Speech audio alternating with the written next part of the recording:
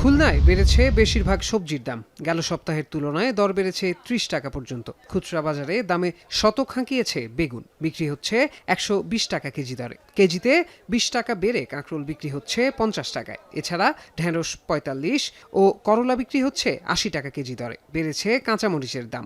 বৃষ্টির কারণে সরবরাহ কম হওয়ায় দাম বাড়ছে বলে জানালেন ব্যবসায়ীরা। আগে কিনতাম ১০০ টাকা কেজি, আর এখন হচ্ছে ২০০ টাকা কেজি কিনলাম কেবলমাত্র। ঠিক আছে, অতিরিক্ত দাম। পরিমাণ মতো মালটাল নাই, আর তারপরও মালের যে দাম দেখেন, বস্তা নিয়ে ঘুরতেছে, এখন পর্যন্ত মাল কিনতে পারি নাই। ফসল পচে গেছে, এই জন্য মালের দাম বেশি। এখনো তো মানুষ লাগাই পারিনি, কেবল লাগানো চলতেছে। এটা আর কয়েকদিন পরে মালের দাম কমবে। সরবরাহ কম থাকায় বেড়েছে সব ধরনের মাছের দামও। ২৫০ টাকার রুই খুচরা বাজারে বিক্রি হচ্ছে ৩২০ টাকায়। এছাড়া তেলাপিয়া, সিলভার কার্প, ছোট চিংড়ি এবং ট্যাংরা মাছেরও দাম বেড়েছে ৫০ থেকে ২০০ টাকা পর্যন্ত।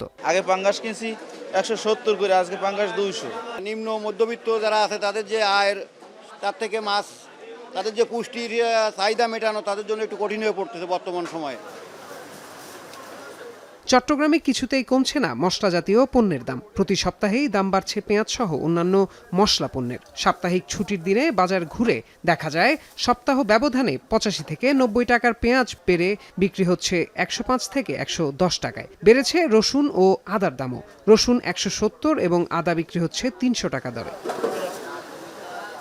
একইভাবে চাহিদা কমলেও বেড়েছে জিরা, লবঙ্গ ও দারুচিনির দাম। প্রতি কেজি জিরা বিক্রি হচ্ছে ৮২০ টাকা, দারুচিনি ৬২০ এবং লবঙ্গ বিক্রি হচ্ছে ১৮০০ টাকা কেজি দরে। অন্যদিকে ৪ টাকা বেড়ে আলু বিক্রি হচ্ছে ৬০ টাকা কেজি দরে। ব্যবসায়ীদের পক্ষ থেকে সরবরাহ ঘাটতি বলা হলেও সিন্ডিকেটকে দুষছেন সাধারণ ক্রেতারা। এ অবস্থায় বাজার মনিটরিংয়ের দাবি তাদের। আদার দামও বাড়তে, আগে আসলে ৮০, এখন হয়ে গিয়ে ৩০০, এরকম সব কিছু দাম বাড়তে হিসেবে। যার থেকে পেজ নিয়ে আর কি, উনি কালেকশনের জন্য কালকে আসছে আমদানির জন্য। তা আমি এটা নিচ্ছি যে ৯২ টাকা করে, কিন্তু উনি আমার বলে গেছে পেজ দাম রেট কম দিয়ে পেজ বিক্রি করেন না। স্টোরে আছে, জমানো আলু আছে, যে যে জায়গা আলু উৎপাদন হয় ওই জায়গা তো আলু আছে, তাহলে আমাদেরকে শর্ট দেখায় দামটা কেন বাড়াচ্ছে? আমি আসলে ১ কেজি পেঁয়াজ কেনার জন্য এসলাম, ১০০ টাকা ছোট পেঁয়াজের দাম, আমি হাফ কেজি নিলাম ৫০ টাকা দিয়ে। আসলে তো আমরা সিন্ডিকেটের কাছে জিম্মে হয়ে আছি। এদিকে চাঁদপুরের বড় স্টেশন মাছঘাট ঘুরে দেখা যায় ইলিশের সরবরাহ অনেক কম।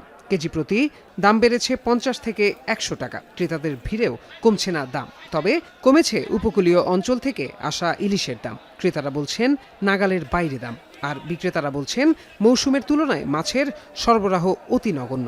মধ্যবিত্ত এই মাছ খাওয়ার উপযোগী, ইনকাম অনুযায়ী মাছ খাইতে পারবে।